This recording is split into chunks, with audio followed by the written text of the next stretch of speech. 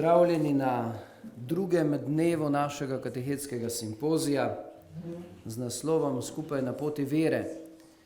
Včeraj smo že naredili nekaj korakov, ko smo prepoznavali svetove, v katerih živijo naši katehiziranci, tisto, kar nosijo s seboj in kako to, kar imajo, nekako pripeljati naprej in ustvariti en dialog, en odnos, da bi lahko potem bilo oznanilo in da bi lahko bila izmenjava teh izkušenj in tega dobrega, kar je v nas resnična. Tako nekako po tej poti, ki jo tu vidimo, smo še tam nekje pri hiši, tam spodaj na začetku te poti k veri, včeraj nekako tudi ostajali tako. Danes bomo gotovo šli po tej poti naprej. Kakor že včeraj popoldne, ko smo imeli delavnico, ki jo je vodila magister Mojca Belcl Magdič, o tej lepoti odraščanja, o lepoti moškosti, ženskosti, ki jo otrok, odraščajoči, bi naj mu pomagali prepoznati. Danes se bo to razmišljanje nekako nadaljevalo, saj bo predavanje imelo naslov Kako mladim približati lepoto in resnico o odraščanju. Tako lepo pozdravljam tudi naše goste, seveda zdaj lahko rečemo glavnega predavatelja, ker je on zapisal, nekako tudi podpisal se je pod tisto, kar je v našem zborniku, gospoda Janija Jerička, potem njegovo ženo in pa še gospo Anjo, ki smo rekli, da jo bo potem on sam predstavil to ekipo celotno, kakor je. Nekaj o dnevnem redu današnjega dogajanja. Se pravi, prvi del predavanja bo trajal do 10:30 približno, potem bomo imeli odmor pol ure. Ob 11. bo nekaj besed o Mavrici kot pripomočku in o liturgičnem zvezku. Danes bo prišla tudi predstavnica založbe Družina in bo prinesla nekaj knjig, katehetskih pripomočkov in drugih, ki jih bomo lahko spodaj v avli pogledali, tudi kaj kupili. Potem pa bomo nadaljevali z drugim delom predavanja in ga zaključili v zadnjem delu z možnostjo pogovora, vprašanj in predlogov, ki jih bomo dali. Ob 15 do 1 bomo imeli skupno molitev v kapeli, potem ob 1 pa kosilo. Popoldanski del, seveda tudi lepo povabljeni, ob 2:30 bomo nadaljevali in sicer se bomo pogovarjali, predstavili katehetski načrt, kolikor in kakor je nastal, in to logiko postopne rasti, ki jo skuša katehetski načrt spodbujati, tudi nekaj teh primerov prakse katehetskega in pastoralnega prizadevanja na župniji bomo lahko srečali. Tako da upam in želim, da bi spet bil tako lep in bogat dan, kakor je bil včeraj. Včeraj smo ga čist na koncu zaključili z sveto mašo, danes pa bo sveta maša ob 6:30, ko nekako to pot od hiše še toliko bolj pripeljemo višje, do cerkve, do neposrednega srečanja z Bogom. Torej 6:30 bo sveta maša, potem večerja in pa večer skupnosti. Preden predstavim in povabim predavatelja in sodelavki k besedi, še vprašanje in povabilo vsem, da ostanemo na kosilu. Ali morda kdo od tukaj navzočih ne bo danes na kosilu, ki bo ob 1? Naj dvigne roko, ja. Hvala.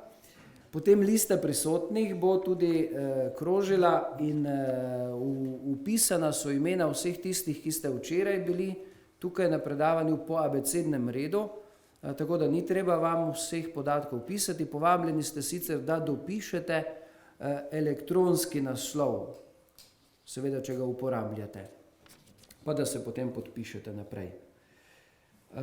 Spodaj v avli je že tudi možno vzeti anketo, kjer kratko lahko ocenite dogajanje katehetskega simpozija in pa že vpišete tudi kakšne predloge za naprej, kakšne spodbude za naslednje leto, za naslednji katehetski simpozij.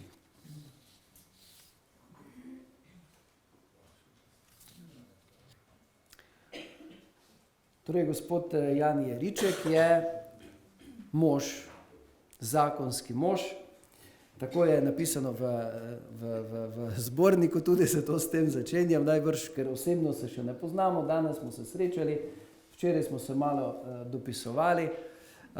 Sem vesel tako tega jutranjega, lepega srečanja, prijetnega, sproščenega in verjamem, da bo tako tudi vso predavanje in podajanje tega. Torej, teolog in terapevt individualne, partnerske in družinske terapije, vodi delavnice in skupine ter predava na področju odnosov, molitve, spolnosti, družine, varstva, nerojenega življenja oziroma spodbujanja k temu varstvu, kontracepcije in splava. Se pravi, kar nekaj takšnih področij, ki so pomembna za naše življenje in življenje v družinah. Z sodelavci iz centra Chiara je obiskal že mnogo župnij in najbrž tudi še je pripravljen obiskati kakšne župnije, če ga povabimo. Tako v župnijah, kakor tudi v šolah in tako mlade nagovarja in navdušuje nad njihovo enkratnostjo, nad prepoznavanjem tega, kar smo včeraj tudi pri delavnici ugotavljali, kako pomembno je potrditi mladega, seveda že mladega in potem tudi odraslega, potrjevati v enkratnosti, v obdarovanosti, v tem, da ga je Bog zamislil takšnega in da ga Bog kot takšnega ljubi in da smo povabljeni, da se potem kot taki tudi sprejmemo. Pa tako sedaj povabim, da nam spregovorite, pa da predstavite še tudi drugi dve sodelavki. Hvala lepa. Bom jaz kar predstavil te dekleti, ker sem zelo ponosen na njih. Tukaj je ta prva zraven mene, je seveda moja žena. Sanja po imenu, midva sta poročena leto pa pol, ona je tudi teologinja, pa še končuje študij zakonske pa družinske terapije. Tako da v bistvu septembra začne z eno tako klinično prakso. Naslednja je pa Anja, je pa drugače magistra farmacije, pa tudi družinska terapevtka. Je v bistvu bila prva, ki je prišla s to idejo, da bi imeli center Chiara, ker smo vsi trije zelo navdušeni nad Chiaro Corbelo Petrilo. Verjetno ste slišali za Anjo pa njeno zgodbo iz Italije, mogoče še kasneje, mogoče kaj več rečemo o tem. Ja, to, kar je gospod Franc tako lepo povedal o meni, tudi še bolj za njiju velja, tako vsi trije hodimo veliko po župnijah, po šolah, tudi nekaj v javnih sferah in tudi smo tudi učili vsi saj nekaj veruka, Anja še vedno je katehistinja. In jaz kar malo pogrešam te dneve včasih, zaradi tega, ker imate kateheti en tak velik privilegij, da ste lahko konstantno z temi mladimi, se pravi vsak teden ali pa na 14 dni jih vidiš in lahko opazuješ to njihovo rast.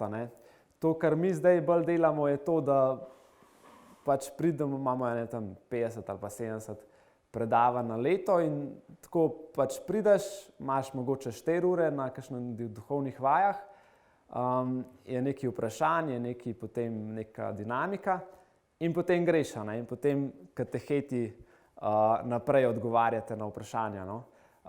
Tako da jaz bi čisto na začetku dal ven tudi eno lepo zahvalo, zato ker jaz sem ogromen prejel od katehetov, tako od laikov kot od klerikov, še posebej. Jaz sem hodil še tisti, ki se je rekel mala šola v Ruku. In tam sem se jaz, je bila ena katehistina, ki nam je ogromen znanja dala o zgodbah iz Stare zaveze. In jaz v celih 5 letih teološke fakultete se nisem toliko o Stari zavezi Svetega pisma naučil, kot tam. Tako da še zdaj iz tam črpam. In bilo to zelo lepo.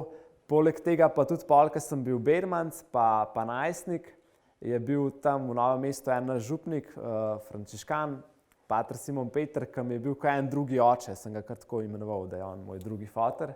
In sem spet dobil pač od enega tazga kateheta ogromen ene take moške potrditve in me je on tako nekako peljal v svet, v bistvu, v svet ene take odraslosti. Tako da se mi zdi, da imate res en velik privilegij tako delati z mladimi. Mi bomo danes malo povedali, kako mi delamo. Sanja bo na začetku malo povedala o stanju, kar se tiče spolnosti, kaj predvsem najstniki že slišijo v družbi, družini, kaj se jim mogoče tudi v telesu v tem času dogaja. Smo se tudi na katehetskem uradu strinjali, da je to dobro malo reči o tem.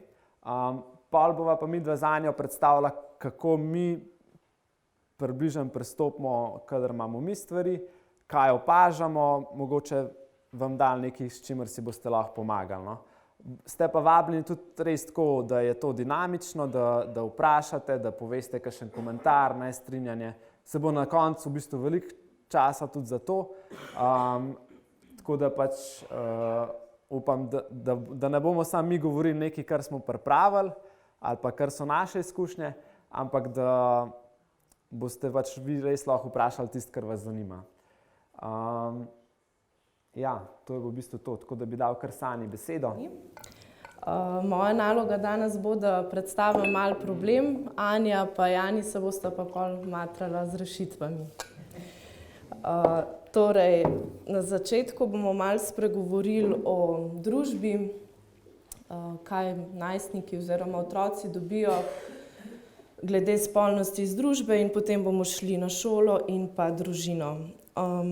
Če začnemo kar pri najbolj širšem, to je družba, mogoče za začetek to, da impulzi v zvezi s spolnostjo, ki jih danes dobivajo mladi in seveda tudi mi odrasli, so bistveno drugačni od tega, kar so dobivali naši starši oziroma generacije poprej.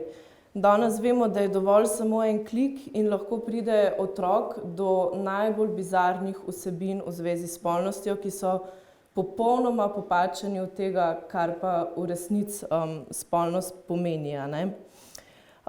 In tudi kar se tiče same pornografije, s katero so mladi danes zelo predozirani, je problem v tem, da opažajo to, kar je bilo včasih vedenje, ki je bilo včasih normalno za 16-letnike, v zvezi s spolnostjo seveda, se danes opaža pri 10-letnikih in ta meja še pada. In tudi starost, pri kateri se otrok prvič sreča s pornografijo, je od 6 do 8 let. In zdaj si predstavljamo enega 6-letnika, ki vidi en grozen posnetek, ki je popolnoma popačen in v ne vem vse kakšnih okoliščinah. Nima kaj početi s tem pri svojih letih. In če se mogoče ustavimo pri internetu, zdaj vemo, da na internetu je tega res ogromno. Recimo za začetek YouTube, tam imate en kup enih videospotov, ki že zelo mejijo na mehko pornografijo in popolnoma nadzaščiteni, tako da otrok lahko brez problema do tega dostopa in to gleda. Potem recimo reklame na spletnih portalih. Če boste šli na 24 ur, garantirano vidite vsaj eno sliko ženske, ki je ali v kakšnem čudnem položaju ali pa pomanjkljivo oblečena. Se pravi, čist med dnevnimi novicami se to ponavadi prikazuje. Potem naslednji tak problem so klepetalnice. Tega je danes itak v razmahu in problem je, da ne veš, s kom govoriš na drugi strani. In opaža se, da eden od 7 mladostnikov je nagovarjan k spolnim odnosom. In sploh ne ve, kdo je tisti človek na drugi strani, ki ga k temu nagovarja. In seveda gre velikokrat za mladoletni, oziroma otroci, ki so k temu nagovarjeni, so seveda mladoletni. Potem družbena omrežja, naprimer Facebook, kaj je tukaj problem? Problem je v tem, da si lahko pošiljajo, se pravi večinoma fantje med sabo, vsebine, ki so neprimerne. In se je že zgodilo, ne tako redko, da sta se fant in dekle razšla in je fant objavil slike svojega dekleta, ki je bila gola. Ne. In zdaj to je itak kaznivo dejanje, ampak kaj to pomeni za to dekle, da lahko to vidi ne vem koliko ljudi na internetu, na Facebooku, kakorkoli, ne. Zdaj naslednja takšna težava je televizija, ne. Tam vemo, da film, ki se lahko vrti v nedeljo ob 3 popoldne, gotovo tudi vsebuje kakšen spolni akt, ne. In ponavadi to ni med zakonci in ni to stvar neke ljubezni, ampak velikokrat vemo, da je to naval kakšne strasti med dvema, ki se mogoče sploh ne poznata ali pa se poznata glih 5 minut, ne.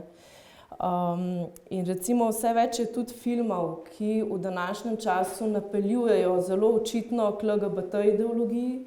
Recimo en tak zadnji hit je Dojenček Bridget Jones, ki se je zelo veliko oglaševal, ampak to je midva z možem sva ga gledala in to je prav jasno napeljevanje k tej novi ideologiji, ki vedno bolj prihaja v ta svet, ne. Potem naslednji tak medij je še radio. Na radiu imamo, ne, glasba, ki danes že vsi otroci skoraj razumejo angleški jezik in besedila te glasbe so včasih lahko zelo sporne in pa seveda zdaj ne bom konkretno imenovala, ampak kakšne šale voditeljev na radiu, ki zelo mejijo na eno popačeno spolnost. Potem naslednji problem so tukaj še jumbo plakati, a ne, saj se samo sprehodite čez kakšne večje mesto in imate tam od golih žensk, se pravi reklame za kakšne spodnje perilo, kopalke, potem za tale film 50 odtenkov sive, a ne, tem je zdaj res poplava. Potem so pa tukaj še pametni telefoni, večinoma imajo danes kar vsi dostop do interneta na teh telefonih in saj vemo, zdaj že v 1. razredu, a ne, ima otrok telefon in noben nima tam nadzora, kaj on na tem telefonu gleda, ne. Ima pa tako kot na računalniku, tudi na telefonu dostop do vsebin, do spletnih strani s pornografsko vsebino, a ne. Zdaj pri teh stvareh, kot so televizija, radio, internet in tako naprej, seveda imajo največjo odgovornost starši, a ne. In oni so tukaj tisti, ki morajo spremljati, kaj njihov otrok gleda in kaj on sploh počne na internetu. Ampak za nas, oziroma za vas katehete in tudi za nas, ki imamo enkratna predavanja, je pomembno se zavedati, da je tam res veliko teh impulzov. Zato, ker te otroci, ki pridejo k veruku, kjer začnemo govoriti o spolnosti, o lepoti, o moškosti, o ženskosti, bojo drugače reagirali na naše vsebine, a ne? Ker so toliko poplavljeni z nekimi popačenimi vsebinami, da jih to dejansko jim telo začne drugače vibrirati, a ne. In mogoče še to, da danes, a ne, je dovolj 5 minut in v teh 5 minutah lahko najstnik vidi več vsebine s pornografsko vsebino ali pa s kakšno drugo spolnostjo, ne rabi biti ravno pornografija, se pravi v 5 minutah vidi več, kakor je včasih, a ne, se pravi naši starši ali pa njihovi starši videli vsebino v enem mesecu, a ne. In iz tega naslova seveda imamo tudi vedno več zasvojenosti, ker je toliko te stimulacije, toliko je teh impulzov, da dejansko možgani postanejo zasvojeni, a ne. Delujejo pa seveda na to, koliko je stimulacije. In vemo, sam klikaš, slike se menjavajo in zelo hitro to povzroča v možganih eno odvisnost, a ne. In ko enkrat pride do te zasvojenosti, potem rabiš samo še več in več in več teh impulzov, a ne. Zato je tudi res veroučna učilnica en prostor, ki lahko oziroma ki mora ponuditi protiutež temu, kjer se govori o tem spoštljivo, kjer je ta stvar, kjer je spolnost sveta, kjer so naša telesa sveta in če mi ne bomo tukaj dali enega dostojanstva, kdo ga bo dal, a ne. Potem naslednji tak prostor je seveda šola, ne. Zdaj v šolo smo vsi hodili in vemo, da tam na najrazličnejše načine se mladi s tem srečajo. Zdaj sama spolna vzgoja v šolah se načeloma začne na višji stopnji, no, čisto seveda odvisno od šole. Zdaj, to je ponavadi v obliki pouka pri biologiji, a ne, se pravi učbeniki o biologiji vsebujejo čisto mogoče na tej anatomijo spolnih organov, se pravi o spolnih odnosih, mogoče kakšno stvar tudi rečejo. Večinoma se pa srečajo s tem, kaj je menstruacija, kako poteka, kako pride do oploditve, kako poteka razvoj telesa, skratka čiste osnovne stvari. O kontracepciji pa večinoma zvejo na sistematskih pregledih. Je pa res, da je tukaj zdaj seveda veliko odvisno tudi od učitelja, od razrednika oziroma od profesorja biologije, koliko daleč in na kak način bo predstavljal te vsebine. Jaz bi vam mogoče tukaj dala par primerov. Jaz sem v osnovno šolo hodila tako 16 let nazaj, sem bila 8. razred. In ko sem bila jaz 4. razred, se pravi, stara sem bila 10 let in to je bilo koliko slabih 15 let, tam nekje nazaj. Kaj se je zgodilo? Že takrat smo mi imeli spolno vzgojo. In kaj je profesorica oziroma učiteljica razlagala? Razlagala je stvari, se pravi itak najprej menstruacijo in tako naprej, potem je pa začela razlagati stvari, kako moški zadovoljuje žensko. In zdaj 10-letnega otroka to ne zanima. Ampak že takrat so bile take vsebine, kaj je šele danes. Potem v srednji šoli, se pravi v gimnaziji, na katero sem hodila, je imel Amnesty International 2-krat delavnico pod imenom o človekovih pravicah, šlo je pa za zelo očitno napeljevanje k temu, kako so homoseksualni odnosi boljši in bolj kvalitetni kakorkoli od heteroseksualnih. Pa takrat je bila ta ideologija še zelo, zelo zamegljena. Danes se vemo, je itak poplava tega že, če samo na referendume pomislimo. Mogoče še en primer, ki se je zgodil 2 leti nazaj na eni izmed slovenskih osnovnih šol, kjer je učiteljica otrokom v šolo prinesla semensko tekočino svojega moža in jih je začela, se pravi, izobraževati o spolnosti oziroma pač kakorkoli. To se dogaja danes na slovenskih šolah. Seveda je to ekstremen primer, to ni zdaj redna praksa, ampak da vemo, da tudi take stvari otroci slišijo, vidijo in doživijo. In to pri letih, ko možgani še zdaleč niso toliko razviti, da bi to sploh lahko sprocesirali in predelali. Mogoče še za kontracepcijo sem prej omenila. Zdaj, večinoma to seveda se zve na sistematskih pregledih, ampak samo, da vemo, kontracepcija ne predstavlja na način, kot se trudimo mi v katoliškem svetu, se pravi, da povejo vso resnico, ampak povejo samo en del. In mogoče se pol bo šel lahko okoli. Zdaj je ena nova tabletka, Ela-1 se imenuje. To je tabletka, ki je urgentna kontracepcija, se pravi v primeru, da nezaščitenih spolnih odnosov, kakorkoli, če dekle sumi, da je zanosila, seveda gre v lekarno, dobi brez recepta in to je tabletka, ki učinkuje 5 dni, še 5 dni po spolnem odnosu oziroma po možni zanositvi. In seveda deluje tudi tako, da otrok, ki je lahko že ugnezden, ga izstrada do te mere, da pač umre in pride do splava. Ampak način, kako je to predstavljeno, mogoče samo da preberem slogan te tabletke je: spolnost se ni spremenila, izboljšala se je nujna kontracepcija. Tako in ženska, zelo lepo, barvno narisana, saj pol si v lahko pogledali, skratka, tako, predstavlja se na zelo tak način, koliko smo moderni in odgovorni, če te stvari uporabljamo. Zdaj, šolskim otrokom se seveda kontracepcija predstavi na način, da je to odgovorno, da se vsaka ženska mora zaščititi, zato da je spolnost varna in tako naprej, se malo poznate. In tudi spolni odnosi kot taki so predstavljeni res na ta čist mehanski način, tako res zelo okrnjeno. In kaj je problem? Problem je v tem, da saj šola pa medicinske sestre, ki imajo spolno vzgojo na sistematskih pregledih, njihov namen ni a priori uničiti vsega, kar bi zdaj rekli, zdaj pa dajmo uničiti vse, kar RKC govori, daleč od tega. Njihov namen je dober in oni želijo pomagati na nek način. Ampak kaj je ključni problem? Problem je v tem, da se ne verjame, da so te otroci sposobni živeti vzdržno do poroke, živeti v eni čistosti, biti odgovorni in da so sposobni svoje telo spoznati na način, da kontracepcije ne bojo uporabljali. To se ne verjame in to je ključni problem. In mogoče, če povem samo en primer, z Janijem sva pripravljala ene delavnice za najstnike v enem domu. In ko smo z vzgojiteljico sva seveda mogla se pogovoriti, kako bomo predstavili in tako naprej. In sem jaz tudi rekla, da bi mogoče kaj rekla o kontracepciji, se pravi to, kar že itak govorimo mladim.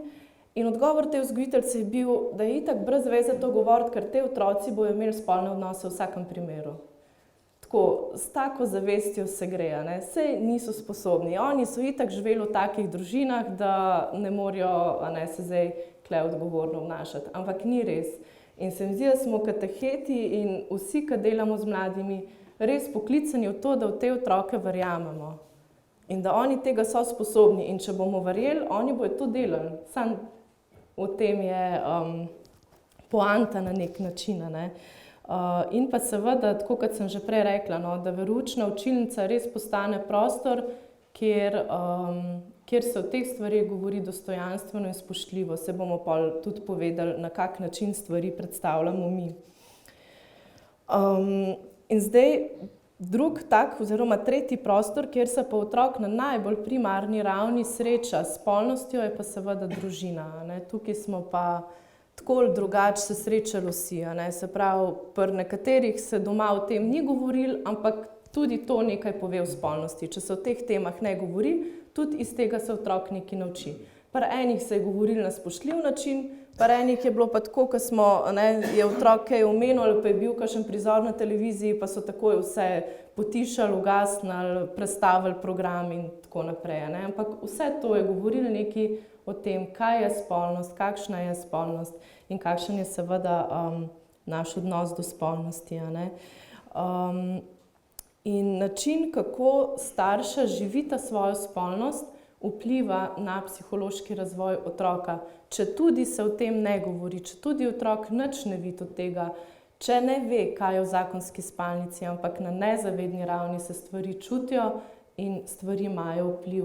In tudi znano je, da s svojim spolnim razvojem imajo dosti manj težav tisti otroci, kjer so starši živeli svojo spolnost na nek izpolnjujoč, svet in dostojanstven način. V primerjavi s tistimi otroci, kjer so pa starši živeli to spolnost, kjer je bila v bistvu samo ena arena zlorab, prepirov, reševanja problemov in je v bistvu spalnica postala eno samo trpljenje,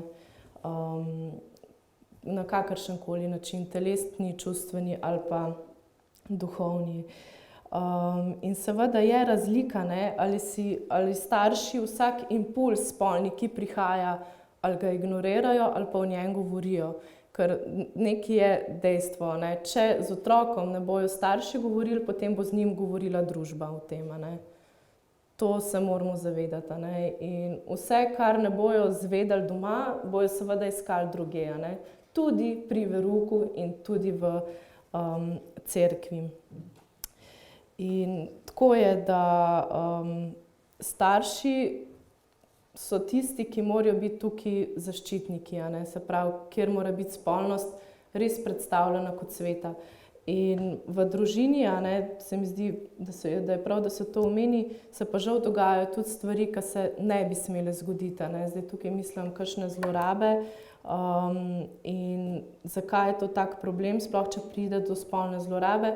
Problem je v tem, ker tisti, ki bi mogel po naravi zaščititi otroka, se pravi, to je oče ali mama, postane rabelj. In zato je še toliko hujš, če do takšne zlorabe pride v družinskem okolju. Pa mogoče še en podatek. Psihoterapevt Peter Topič, on se ukvarja z populacijo, ki je spolno odvisna od spolnosti. In on že 10 let to dela. In na enem predavanju je rekel, da od teh moških, s katerim se je on srečal v 10 letih, to vemo, da jih je bilo kar nekaj, ni bilo niti enega moškega, ki pri svojem očetu ne bi našel revij s pornografsko vsebino. Niti enega moškega. In tako, kakšen mogoče nima posledic od tega, kakšnega pa te slike spremljajo res celo življenje. In zdaj, če si predstavljamo enega otroka, ki prihaja iz družine, ki ni bila tako povprečna, ampak ali so se dogajale, ali kakšne zlorabe, ali mogoče je našel kakšne take vsebine, zalotil starša, kakorkoli. In ko tak otrok pride k veruku in ko tam začnemo govoriti o spolnosti, tudi če je to na lep način, oni na to reagirajo drugače. In nam se je že zgodilo, da ali je kakšen začel jokati vmes, ali je sklonil pogled, ali si na obrazu videl kot okamenel. Jaz verjamem, da tudi od vas se je gotovo že kdo vsaj enkrat srečal s kakšnim takim otrokom. In to samo govori o tem, da je tam toliko ene bolečine, ki se je pač ob teh temah prebudila. In je res ključno, da kateheti in vsi, ki delamo z mladimi, da govorimo res o teh stvarih na način, da ne povzročamo še dodatnih ran, ker itak smo že ranjeni, tako ali pa drugače, eni bolj, eni manj. Naša naloga pa je, da zaščitimo to telo, kolikor ga seveda lahko zaščitimo. In mogoče za konec samo še nekaj besed o razvoju mladostnika. Zdaj vemo, da mladostnik tam približno 12-13 let, se pravi, deklice načeloma že imajo menstruacijo, moški oziroma fantje so pa tudi že spolno dozoreli. In pri teh letih, rečemo 14 let, so že tako fantje kot dekleta sposobni spolnih odnosov, čist biološko zdaj govorimo, pri teh letih in tudi seveda zanositve. Ampak kaj je problem? Čustva in njihov čustveni razvoj pa še zdaleč ni pripravljen na kaj tazga. Anja je enkrat na enem predavanju dala zelo dober primer. To je glih tako, kot če bi gledali televizijo, ko podnapisi malo zaostajajo, ali pa zvok. Se pravi, slika gre naprej, zvok pa je še od zadnja. In isto je pri njih. Se pravi, oni zelo hitro se razvijajo. Vemo, da ponovadi so tako malo hecni so za pogledati, kakšni pubertetniki imajo ful dolge roke v primerjavi s trupom. Tako, pač tak je razvoj. Itak so nezadovoljni s sabo, sploh punce vemo, preveč mozolov, karkoli, že nekaj najdejo. Ful se jim dogaja, v glavi, misli hitijo, razvoj telesni hiti. Skratka, eno tako zelo nehvaležno obdobje za njih. Zdaj, tisti od vas, ki ste starši, pač veste, da s pubertetniki je ponovadi malo težje živeti, kakor pa s kakšnimi mlajšimi ali pa starejšimi otroci. In seveda en tak mladostnik, ki se mu že na telesu dogaja en kup sprememb, ne razmišlja o spolnosti na način, da je to darovanje, da ima Bog za njega načrt in tako naprej. To je normalno. Ampak vseeno je prav, če oni te stvari slišijo, zato ker njim se to v podzavest vriše.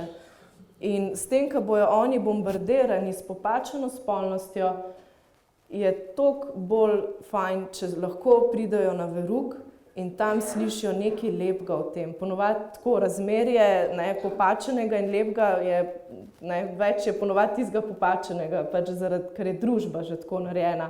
Ampak šteje to, tudi če je to samo 1 ura, njim bo to ostalo. Mogoče se jim bo takrat zdelo brez veze, ponovadi se velikokrat upirajo pri teh letih, ampak pol kasneje jim to pride za njimi, da en je pa o teh stvarih govoril lepo in spoštljivo. Nekje sem bil pa spoštovan in cenjen, nekje sem pa dobil dostojanstvo. Tako, to njim ostane. Tako, zdaj pa. Jaz bi sam malo tako ovrednotil, zakaj je tudi pomemben ta del, ki smo ga slišali, o tem, kaj oni dobijo, kje so, koliko je kaj zlorab, kje vse so zlorabljeni. Nam se zelo velikokrat zgodi, ko spregovorimo o teh temah, pa saj jaz sem se na začetku malo prestrašil, ker jaz želim tako, da me vsi gledajo, ko jaz govorim, in da je pač tišina in da pač je, da imam lepo stik z mladimi. In se pa velikokrat zgodi, ko govorimo, da je žensko telo nekaj svetega, da je nedotakljivo.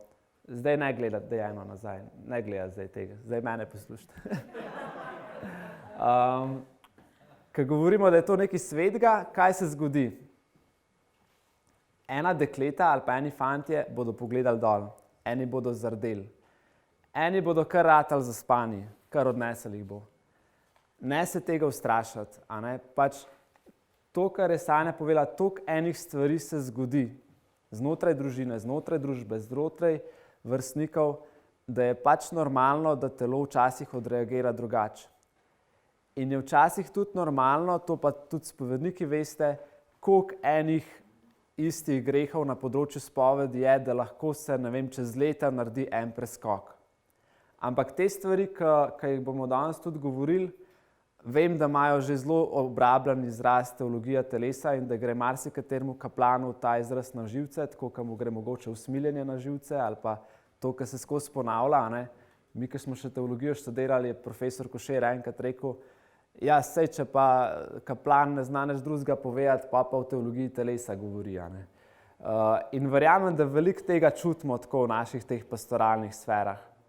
Ampak lahko vam povem eno izkušnjo, pa tudi tako, verjamem, da ima vsak izmed nas kakšno tako. Jaz sem bil na izmenjavi v Zagrebu in en večer bi mogel napisati en članek za iskreni.net in grem tam v študentsko to čitalnico, ne? Ampak to je bila bolj taka čitalnica. So imeli pač eni muslimani, ki so bili tudi iz Turčije, tam so imeli neko praznovanje in so pač jedli pice in tako. In so me zvabili v svojo sredo, ne? In jaz pol nisem nič delal. Pa vprašajo malo, kaj pa ti delaš, s čim se pa ukvarjaš, pa tako povem. In sem jim začel čist osnove, tako brez Svete Trojice, pa tako, ne, če se z muslimani pogovarjaš, si predstavljate, ne, o tej teologiji telesa, koliko smo ustvarjeni za ljubezen, koliko so naša telesa sveta. To so bili 24-letni, 25-letni ljudje. Totalno nič niso vedeli o krščanstvu, tudi svojega islama niso živeli tako, so povedali, da ne živijo čisto pred poroko, pa tako, ne. Ampak njim so oči zasijale, a ne. Čim smo spregovorili sam malo o teh temah, ki jih je Janez Pavel II tako lepo razvil, pač se je videl, da oni to razumejo, da so te stvari zapisane v srce vsakega izmed nas in da hrepenimo po tem. In včasih je naloga enega kateheta ali pa enega odraslega, ki spremlja mlade, samo v tem, da jim spregovori nekaj, kar je že zapisano v njegovem srcu. Da sam ti pove, da je to prav. Ali pa recimo veliko je primerov, a ne, ko se mladi počutijo, moram probati, a ne, moram probati iti v spolne odnose, moram pogledati ne vem koliko stvari, da se bom nekaj naučil. 12 let sem stara, nisem še imela fanta, kaj je z mano narobe? Da se jim pove, nič ni s tabo narobe. Lahko počakaš, to so idealna leta, ker se lahko samo opazuješ, kaj se s tabo dogaja, zakaj mi je ta privlačen, zakaj je tudi lep, pa mi ni toliko privlačen, kako moje telo reagira na določene ljudi. To je tem mladim toliko fajn reči, ker se to spregovori, na očeh se jim vidi, da se jim kar nekaj sprosti. A ne? Pa velikrat ne bodo takoj hvaležni. Jaz lahko povem svojo izkušnjo. Ko sem bil bermanc, so se pač pri nas ti bratje frančiškani odločili, da nas bojo peljali na duhovne vaje in govorili o spolnosti. A ne? In tam je bila še ena sestra in še en laik. Ne? In mi smo jih spluvali totalno. Ampak jaz sem se po tistih duhovnih vajah odločil, da bom jaz živel čisto in da bom vrgel stran vse stvari, ki niso bile dobre zame. Pa jim nisem nikoli, mislim, sem pol kasneje, ko smo se poznamo, a ne, sem jim to povedal, ampak takrat ni noben od njih dobil pohvale, da nekaj dobrega delajo. A ne? Tako da pač se splača to tudi spregovoriti. A ne? Tudi mogoče, to pa staršem velikrat povemo, a ne? Veliko staršev reče, le Jani, sej si lepo povedal sam, veš, midva tudi nisva živela čisto pred poroko, pa jaz zdaj pol ne moram tako učiti pač svoje sinove, a ne? To, da oznanjaš Kristusovo veselo oznanilo. Ta avtoriteta ne prihaja od naših, ne vem, od naše svetosti ali pa od naše nedolžnosti. Ampak ti kot starš imaš to dolžnost in pravico svojemu otroku posredovati to besedo življenja. In čisto isto je pri katehetih. Ja, ful je dober, če pač katehet tudi to živi, kar govori.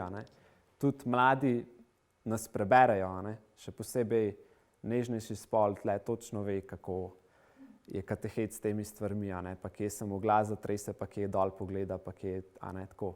Ampak važno je, da tudi znamo narediti, ja, pač mi se v osebnem življenju tudi trudimo za eno čistost, ampak pač tudi damo to oznanilo naprej. Pač, da naredimo tudi to razmejitev, kaj je zdaj naše, pa kaj zdaj mi posredujemo naprej. Tako da ne bi bili tako, kot tisti, ki Jezus o njih govori, vi ste imeli ključe nebeškega kraljestva, sami niste vstopili, pa tudi tistim, ki so hoteli, niste pustili. Tako, mogoče čas naprej. Hvala.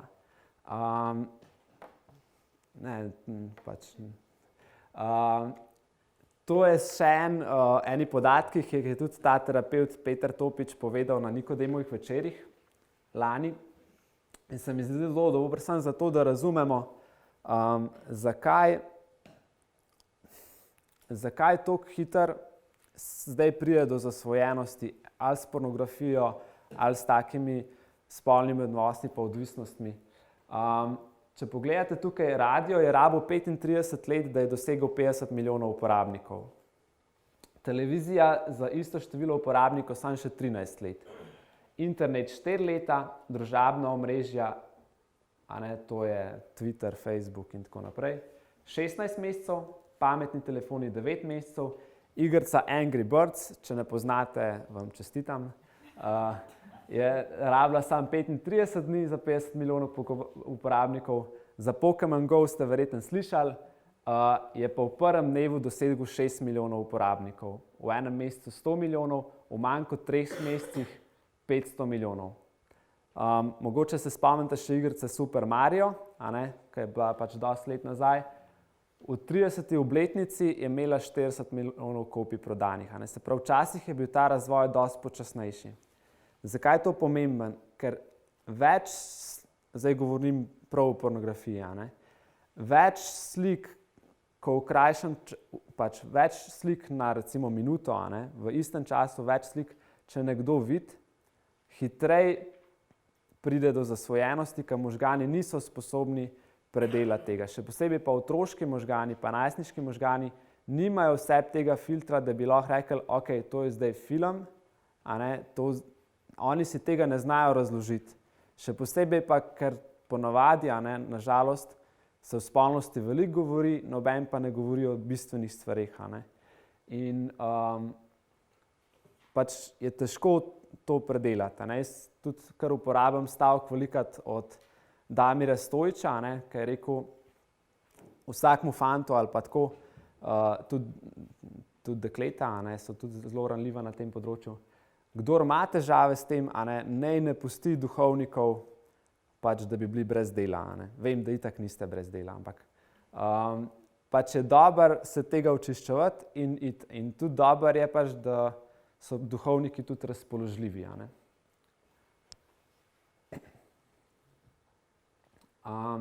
Veliko je tako enih pristopov. Jaz, ko sem še učil recimo kakšen srednješolski verouk, pa si lahko šel kakšen večer čisto sproščeno, brez priprave tja, so se lepo usedeli okrog, pa si rekel, no, danes bomo pa govorili o alkoholu, pa je bila ura perfektna, se je ustvarila debata, pač si bil toliko samozavesten, toliko ti je šlo to v redu, toliko si imel pač že mlade navezane in tako. Pri spolnosti tega ne priporočam. Zato, ker je toliko občutljiva tema, da če mi ne damo enega uvoda, pa enih besed, bo zelo veliko možnosti je, da oni potem pridejo s svojimi stvarmi, s svojimi travmami, sicer pol boste zelo dobro vedeli, kje so, pa o čem razmišljajo, ampak jih je pa zelo težko potem jim pokazati, da obstaja še kakšen drug kontekst, kot tistega, kar imajo oni. Zelo je dobro, da mi na začetku kakšno stvar rečemo, zato da oni sploh vidijo, da je možno o spolnosti govoriti tudi na spoštljiv način. In to je verjetno ena redkih stvari, ki jim bo prav ostala, da je nekdo o spolnosti govoril spoštljivo. Tako, jaz velikokrat, ko smo na kakšnih srečanjih, pa pol s kakšnim škofom pride debata, pa reče, to so vse izgubljene ovce, to bo po Bermi vse šlo. A ne? In ja, se strinjamo, statistika nas je na marsikaj naučila. Ampak pol tudi vsi strinjamo v tem, s čim bodo pa šli, da to je pomemben. A ne? Ker vsak od teh mladih, ki je danes z nami, ki je z nami v cerkvi, se bo srečal s spolnostjo na tak ali pa drugačen način in bo tudi imel kakšne težave na tem področju. A ne? In tudi, če bo še toliko oddaljen od cerkve, se bo spomnil, nekdo pa je v neki, ne vem, veroučni učilnici govoril o tem na spoštljiv način. In to je bilo v okviru cerkve. In to je v bistvu naš cilj, ne? Da bojo oni, ja, itak, da sploh bodo ostali, pa da bodo živeli to, ampak velikrat, ker imamo oči usmerjene predvsem v te, ki grejo, je vprašanje, s čim bodo šli. Mi velikrat pač, jaz raz začnem, tlele je en Češinov filmček, zdaj ga ne bomo gledali, ker je pač preveč dragocen čas. Je pa zelo luškan tako za začetek, ker govori pač, kako je Bog Adamu ustvaril Evo in kako je bila Eva nekaj najlepšega, kar je Bog ustvaril, in on pač tako dol pade. A ne?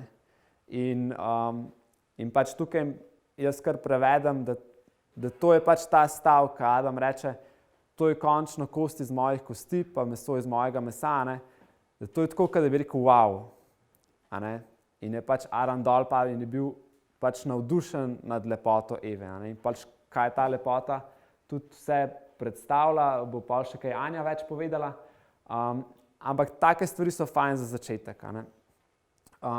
Tudi zelo fajn vstopno mesto za govoriti o spolnosti je hrepenenje.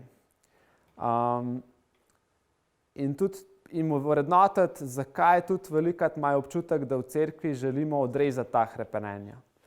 Ker še toliko sprevrženo hrepenenje po spolnosti, ki ga imamo ali pa ki ga opažamo v naših mladih, je v bistvu želja po nebesih. A ne? In lahko tem mladim res čisto odkrito povemo, da hudič nima navdiha, da bi ustvaril nekaj novega. Hudič nima izvirnosti pa originalnosti. A ne? Hudič samo sprevrača to, kar je Bog ustvaril. In Bog je ustvaril pač še posebej pa moško pa žensko telo, da bi bili znamenja drug drugemu za nebesa. In ena lepota ženska, če zdaj bolj iz moških oči gledam, je na svetu zato, in hrepenenje moških po ženskih telesih je samo v bistvu hrepenenje po nebesih, zaradi tega, ker je bila pač v zgodovini človeštva eno dekle, ki jo kličemo vrata nebeška, ker je imela pač vse, je nosila Boga in je v bistvu predstavljala nebesa na zemlji. In zato v bistvu, kakorkoli mi gledamo, da so kakšne naše tudi spolna hrepenenja sprevržena, pa grešna, pa nečista, pa ne vem kaj, ja, so lahko, ampak je to samo znamenje, ki nam kaže pot do nebes, ki je narobe obrjeno. Jaz včasih tako pustim, da grejo vsi ven, in pol naredim sred učilnice 6 oziroma 9, tako da oni ne morejo vedeti, ali je 6 ali je 9. In pol jih povabim noter, rečem, kaj je na tleh. In rečejo, ja, eni rečejo 6, eni rečejo 9, eni rečejo, ja, ali je 6 ali je pa 9.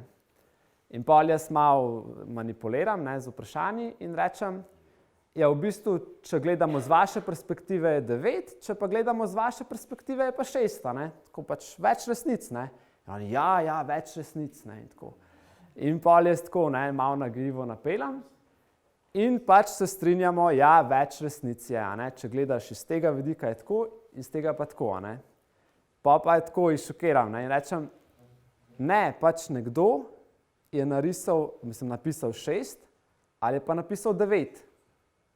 Glede na to, da vi veste, da sem jaz bil avtor, bi lahko pač mene vprašali, kaj je bilo mišljeno. Ali je pa avtor mogoče zanalašč napisal dvoumno, zato da bi vi bili zmedeni. Ampak gotovo pa ni to 6 in 9 hkrati. Ni več resnic. In tako v bistvu velikrat pridemo potem preko take dinamike na to, da je pomembno, kaj je bilo v začetku. In jim tudi povem, da pač so Jezusa tudi provocirali, tako kot ne vem, so tle razni družinski zakoniki in referendumi in tako.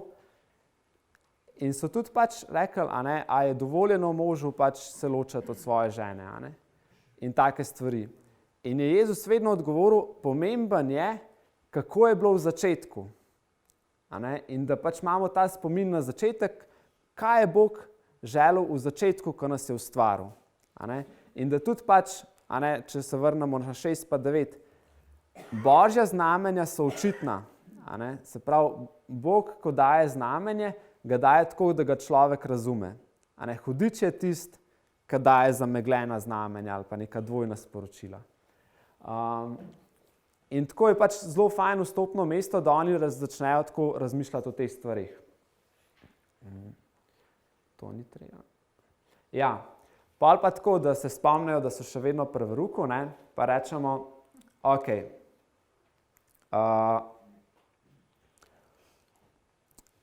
pač vprašam, kaj vidite tle? Ja, vidimo Sveto Trojico. Ok, Poznate papeža Janeza Pavla? Ja, poznamo.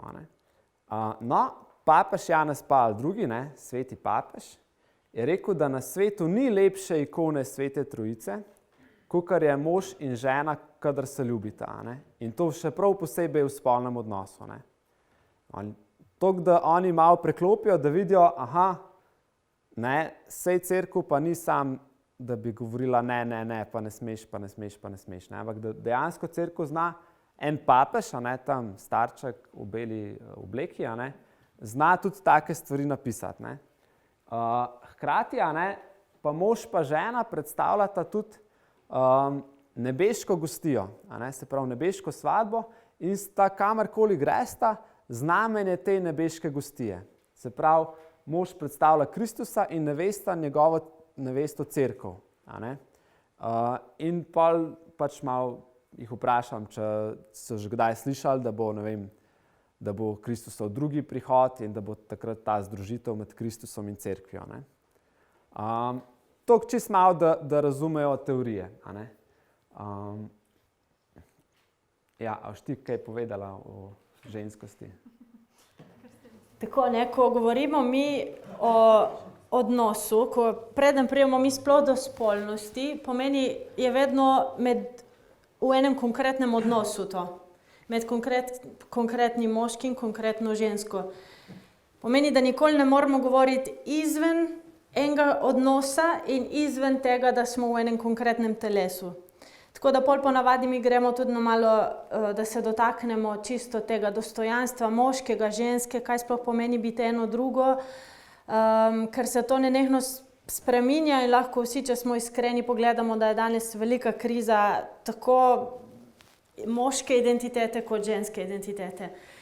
In na en način je vedno tako izziv in radi slišijo, da so oni, vsaka generacija na novo si bodo mogli odgovoriti, kaj to pomeni biti.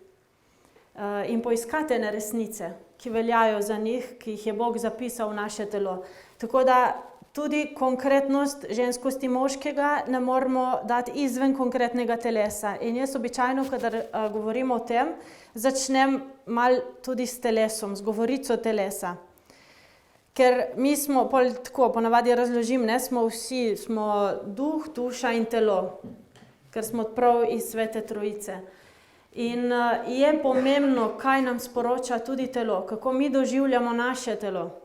Ker duhovnosti ne moramo živeti izven našega konkretnega telesa, ker se je Kristus sam v telesu. In je on sam hotel pokazati, kako je to, kar imamo, nekaj svetega, dragocenega in lepega. Tako da jaz pri to, kako si, jaz kar en velik del posvetim ponavadi tej govorici telesa. Čak predtem, ja. No, v glavnem, jaz sem imela en ključek, ki zdaj ne dela, tako da tle je tudi prezentacija, kaj se zgodi z najstniki, ko ti naenkrat nekaj odšteka, ki z njimi delati je, nikoli ne veš, kaj te čaka, Tako da, to je približno to. Tako da tam so imele ene druge slikce, ampak kar smo hoteli mi s tem pokazati je, da v glavnem, da se začne ta podoba, kakšno resnico mi dobimo o našem telesu že zelo zgodaj in da na en način sta vedno dva glasova. da je en glas, ki bo globoko zapisan v naše telo, kdo smo in koliko je vredno naše telo, in je tisto, kar bomo pa nenehno dobivali iz okolja, od zunaj. In tukaj, da se jih prav spodbudi, naj si ne pustijo kupiti vsake buče, ki jim jo kdo proda, ampak da začnejo razmišljati svojo glavo in da res pridejo v stik s svojim telesom, da res vstopijo in da se zavedajo tudi tega, kdo oni so. In potem ponavadi razložim čiste ta dva vidika. Eno, kaj je Bog povedal o nas. In če se je on v telesu, pomeni, da je povedal, da je vse to, kar mi smo, vse to, kar živimo, nekaj veličastnega, dragocenega, svetega. In ni vseeno, kako mi s tem ravnamo. Prišel je povedati, da je telo lepo. Od vseh zablod, ki jih je Cerkev imela v vsej zgodovini in kolikor je šla v preteklosti v eno skrajnost, kjer je bilo telo ne dotikaj se, je bilo nekaj, kar je grešno ali pa napačne razlage tega, gre zdaj kot gugalnica pač v nasprotno smer. Svet, ki se je uprl temu, da je bilo vse na moralizmu. Ne, da je bilo telo nekaj negativnega, telo nekaj povezanega z grehom, nekaj, kar je bilo umazanega. In najbolj normalno in zdravo, da se je svet uprl, ni pa zdravo to, v kakšno smer je šel. Je pa lahko nam eno sporočilo, da smo poklicani ponovno vrniti tisto resnico. Kaj je resnica o nas? In to pa je vedno nobena skrajnost. Ampak tisto, kar je sporočil Bog o nas. In to je, tako kot je bilo prej rečeno, ko je Jan je rekel, ko Adam zagleda Evo, kaj je tisti wow, kaj je tista očaranost nad tem, kako smo ustvarjeni.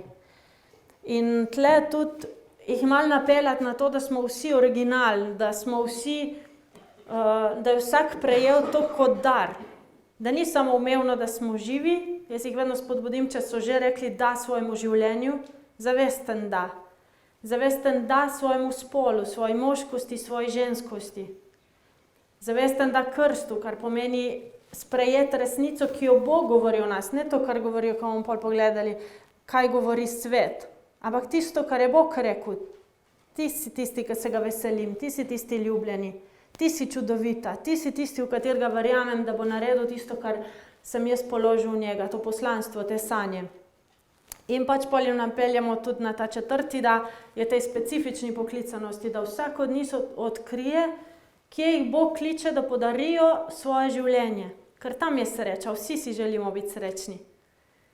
In to oni vejo, vsi iščejo srečo. Tudi tisti, ki jim kažejo, tudi tisti, ki v končni fazi razmnožujejo pornografijo, če gremo v te skrajnosti. Globoko od spodaj so ta temeljna hrepenenja po sreči. In biti srečen pomeni najdeti odgovor, kje si ti poklican dati sebe. Ampak ti sebe ne moreš dati, če ti sebe najprej ne sprejmeš. Če najprej sebe ne prepoznamo kot dar. In tle za enega mladostnika, ki je bilo že prej malo, ki mu telo prehiteva, ki čustveno je čist nekje v zadnji, s telesom je že tle, oziroma je dol v Kopru, čustveno je tle, še vedno, Zdaj mešam, ker sem jaz Kopra, se moram spomniti, kje sem. Tako da, ampak je ta razkorak in pomeni, da tle zopet, da se prepozna kljub temu kot dar, da je to nekaj prehodnega, tudi to obdobje najstništva, ampak da je on tisti dar, ki mu je Bog položil na globoka hrepenenja, da jih nekje izpolni. Da nekje podari svoje srce nekomu, kar smo ustvarjeni za odnos, ne zdaj ali na poti posvečenega ali na poti poročenega. Drugi glas, če je to glas Boga, ki reče, ti si čudovit, ti si čudovita, verjamem vate, da je telo sveto, da je dragoceno, da telo pozna meje, da telo vedno govori resnico, da ga je vredno poslušati, je ta drugi glas, ki prihaja od zunaj, ki kažejo recimo tudi te slikce, ki smo jih dali, ki malo prikazujejo na to, kakšno telo, ta leva je ta barbika, ki se jo prodaja, ali pa punčke katerekoli od igračk, desno je pa po mirah normalnega telesa. Ampak če jih pogledamo, ta desna zgleda bajsika, napram te leve. Pomeni, da mora začeti čim prej hujšati, čim prej v fitness, čim prej racati anoreksična. Da bo po merilih lepote, kot kot jo predstavlja svet, ampak ta leva ne obstaja. Ko so, pa tudi ni lepa sploh, ko so predstavili normalno barbiko, ko so jo dali v velikost normalne ženske, veste, kaj je prišlo ven? Anoreksična ženska, ki je bila tik pred smrtjo. To je prišlo ven. In ena druga slika, ki tle nimamo, se tam lahko vidite, tisti boki, levi, ne bodo nikoli rodili, ker ne morejo, ker se bo zlomila na pol. Pomeni, da se že začne ta napačna podoba o tem, kaj je lepo, tako moškemu kot ženski. Tle ta laž, ki se vsili notri, in tudi če gledamo na jumbo plakatih, ko so tudi take dolge noge in noske in ko zobotrebci, z retuširanjem pride to ven, ne? Še na nobenem jumbo plakatu ni zares normalno telo. Prvo, itak je na pol nago, ne? Ker nikoli ni jasno nobenemu, mislim, nam je jasno, ampak ni logično, zakaj more na pol gola ženska prodajati avto, ne? Na jumbo plakatu. Ampak tudi razmere so nenormalne, pač ker vse nastane z retuširanjem. In tle so te laži, ki jim je prav povedati, da tudi oni začnejo ločiti to dvoje, ker bodo poklicani, tako kot smo vsi mi poklicani, odkrivati resnico. Ne tisto, kar je na pol prodano, ne tisto, kar se govori, ampak tisto resnico, ki je globoko notri. In tle se mi zdi pomembno sploh tudi pri puncah, pa bo Jani še malo o fantih, ampak tle kar en velik del dati prav temu odnosu do telesa, ker je pomemben, ker žensko telo, če smo mi ustvarjeni po Božji podobi, pomeni, da žensko telo nekaj sporoča o Bogu in moško telo nekaj sporoča o Bogu. In zato je pomembno, da se tle odlušči tisto, kar je svet navlekel gor. In žensko telo bo vedno simbol lepote. Vedno bomo ženske tiste, ki bomo prinašali v svet sporočilo, da je Bog lep. Sporočilo in eno hrepenenje po enem raju, po nečem lepem. Da je Bog nežen, da je Bog topel, da je Bog materinski, da je Bog skrben, tudi jasen, odločen. Od moškega telesa ne bo potem še rečeno več, ampak je pa tudi to, da je močen, da je zaščitnik, da je varuh. Tle pride do tega, da je to resnica o nas samih. In da če je moje telo lepo, potem ne morem delati z njim karkoli. Potem pomeni, da sem ga poklicana spoštovati, da sem ga poklicana varovati in jaz puncam vedno rečem, da so one učiteljice moškim. Ker tako, kot se bodo punce spoštovali same sebe, tako bodo moški spoštovali njih. Pomeni, če se punca sama v sebi razvrednoti, če ne verjame v svoje dostojanstvo, vrednost, bo velika verjetnost, bo veliko lažje nekdo drug bil poniževalen do nje in bo ona sprejela in se ne uprla, kot če bo ona točno vedela, da je njeno telo svet tempelj, če je njeno telo dragoceno in lepo. Takrat ga bo znala utišati. Mu sploh ne bo imel možnosti kdorkoli jo ponižati. Zato je tle pomembno jih pripeljati čisto do te resničnosti. No, potem ponavadi razložimo še malo te razlike moški, ženske, ampak to je tudi odvisno od starosti, ne? Če so tam birmanci, je dosti bolj, mora biti preko dinamike dosti bolj tako, da tudi kakšen filmček pokažemo ali pa kaj takega. Če so pol že starejši, ko bolj razumejo, lahko tudi bolj odraslo to razliko med nami, hkrati zakaj se privlačimo in zakaj smo pa tako zelo različni. Zakaj se tako tudi razlikujemo drug od drugega, ker smo ustvarjeni komplementarno, ne, da se dopolnjujemo. Tako bi zdaj pustila vseeno še malo ti, da greš na moške. Ne? Če je tako ena taka ženska, bi rekel, naloga tukaj na svetu, ne, da kaže na lepoto nebes.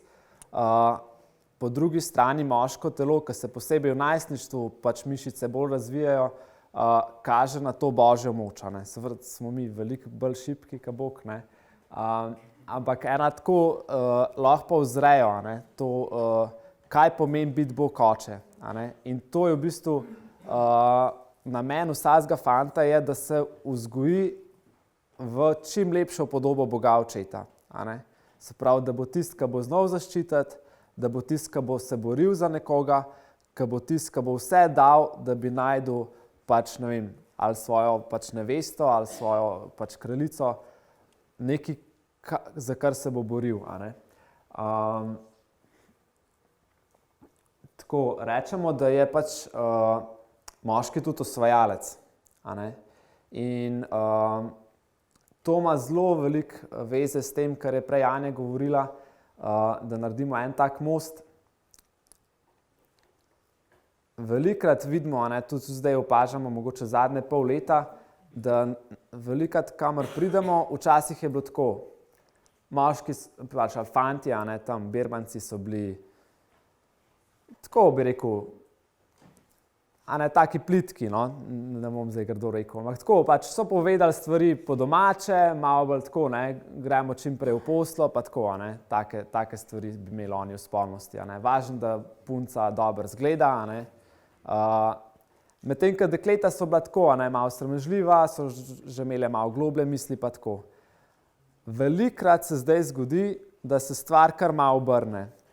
Ko govorimo o lepoti ženskosti, imajo pač fantje ene iskrene besede, pač na tej stopni, ki so pač toliko globoke, ampak velika dekleta, a ne, kot da bi že malo zaslutile, v katero smer gre svet, kot da ne bi verjele, da jih bo nekdo res lahko imel rad, se nekako znižajo standardne, se je važno, da gremo, a ne, čim prej v poslo. A ne.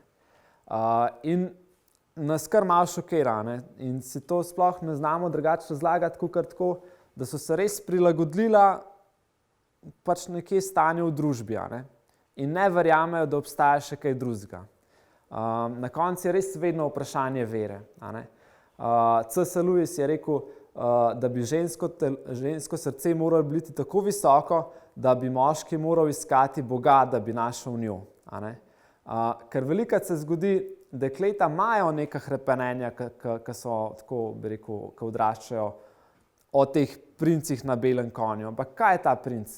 Nekdo, ki me bo postavil na prvo mesto, nekdo, ki me bo skušal razumeti, nekdo, ki me bo imel rad brezpogojno, a ne? Nekdo, ki bo z mano hotel biti za zmeraj, tudi ko se bom postarala, pa zredila, pa nagubala, pa ko bom tečna. A ne? Pač tako. In kaj se zgodi? Ja, se to ne obstaja. Se to so tako moja malo sanjarjenja. A ne? In znižajo standarde. A ne? In s tem v bistvu oslabijo moškega osvajalca. Kaj jaz fantom kar tako povem? Če si predstavljate Cristiana Ronalda, a ne? A bi bilo njemu fajn, da bi tle imel žogo, tam gol, nobenega nikjer in on cel dan nabija žogo v gol. Ne, ni, brez veze je. A ne, povejo ti, ne, to ni fajn.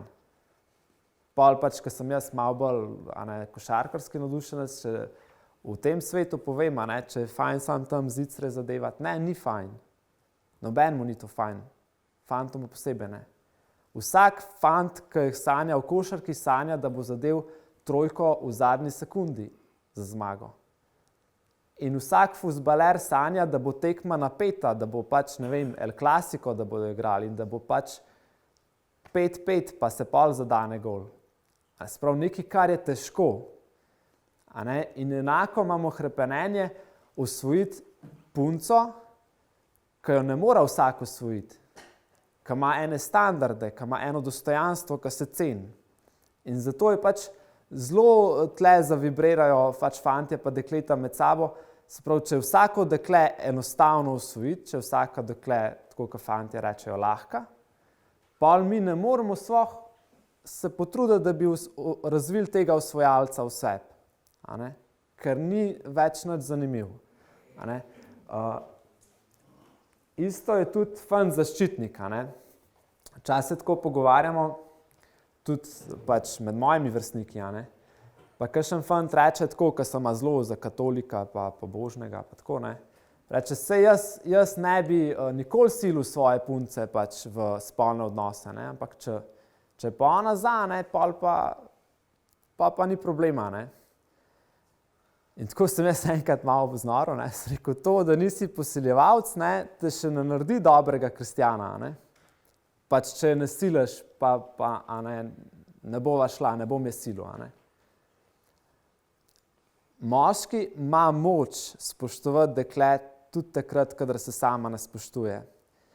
In tle povem kar zgodbo, rečem, da pač je v cerkveni zgodovini en svetnik, ki je vse svoje premoženje zapravil za prostitutke.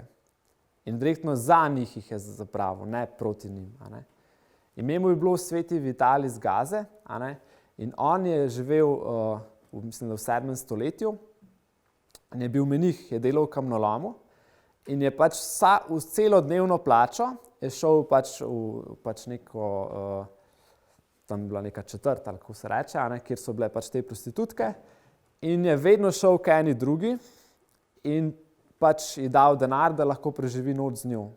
In je z njo molil in je pač ji predstavljal, da je to ni treba delati, da je lepa, da je vredna v Božjih očeh, da se lahko spremeni svoje življenje. In dejansko pač potem je tudi Sveto pismo so brali in je pol na koncu rekel, da noben mu ne pove, da je pač on bil pri njej. In tako je delal pač zelo dolg časa. To se je malo razvedel, se je začel govoriti in pa se točno ne ve, ali je en zvodnik, ki je pač zgubil tam svoje delavke, ali je bil kakšen kristjan, ki je bil tako malo pohujšan, ga je zjutraj našel in ga je pač z enim ostrim predmetom udaril po glav. Vitalij se je zgrudil, se je preplazil do svojega doma in je tam izkrvavel in umrl. In na njegov pogreb so prišle te bivše prostitutke, ki so ratale že dobre mame pa žene, so prihajale eno za drugo in so začele govoriti o vseh lepih stvarih, ki jih je on za njih naredil in kako jim je spremenil življenje. In tle en zgled za fante, da lahko so spoštljivi tudi takrat, kadar dekleta ne pozabijo na svoje dostojanstvo. Se pravi, da lahko presežejo, da je njihova odločitev, kako bodo gledali. Velikokrat govorimo o oblačenju deklet in ja, pač dekleta s svojim oblačenjem marsikaj sporočajo, ampak ima moški možnost in svobodo, da spoštuje dekle ne glede na to, kako je oblečena. In da je da to dostojanstvo. In kar je še najbolj to hrepenenje pri moškemu je, da je moški bojevnik. In se mi zdi, da smo tako posebej katoliški moški dosti deformirani na tem področju, ker si tudi tako Jezusa vedno predstavljamo lepo z zamaknjeno glavico, malo tako po strani gleda gor, moli, tle srce Jezusovo. Nočem nič grdega o Jezusu govoriti, ampak velikokrat smo imeli katoliški fantje to podobo. Nastavi drugo lice, bodi lepo priden. Hrepenenje vsakega fanta pa je, da bi se boril. Da bi vse svoje življenje dal za nekaj, kar je pomembnega. Da bi zmagal v eni pomembni bitki. In to hrepenenje, ki ga je Bog položil v moško srce, zelo dobro znajo izkoristiti in sprevračati hollywoodski filmi, športna industrija, glasbena industrija, vsi ti zvezdniki. To hrepenenje imamo fantje vse. In v bistvu šele Mel Gibson nam je pol pokazal, da Jezus je lahko tudi tak. Saj tudi marsikdo prej, ampak tako. Premalo se mogoče tega zavedamo. In jaz sem tudi tako povem pač svojo izkušnjo, ko me vprašal, zakaj si se pa ti glih sanjo poročal, saj se tudi s drugimi puncami dobro razumeš pa tako. In sem jaz odgovoril, zato ker pač sem jaz opazil sebe, da razmišljam v to smer, da mi je vedno fajn, kadar se potrudim za to, da bo ona srečna. Da je moja sreča v tem, da gledam, kaj bo za njo dober. In da se celega porabim in celo svoje življenje bi rad za to daroval. In v tem je sreča. In tako tudi tisti pač fantje, ki so poklicani v poročeno življenje, kot tisti, ki so poklicani v posvečeno življenje, imajo hrepenenje, da bi se za nekaj bojevali do konca. Tako, kot se je Jezus za svojo nevesto cerkev. In je dober ta hrepenenja nagovoriti, ker boste tudi videli, ko se spregovori o tem na tak zelo iskren, pa čist način, fantje ne klepetajo. Pa so lahko tako, pač smo res dali že marsikaj čez, ampak ponovadi utihnejo, ker pač vidijo, da to pač oni tudi nosijo v sebi.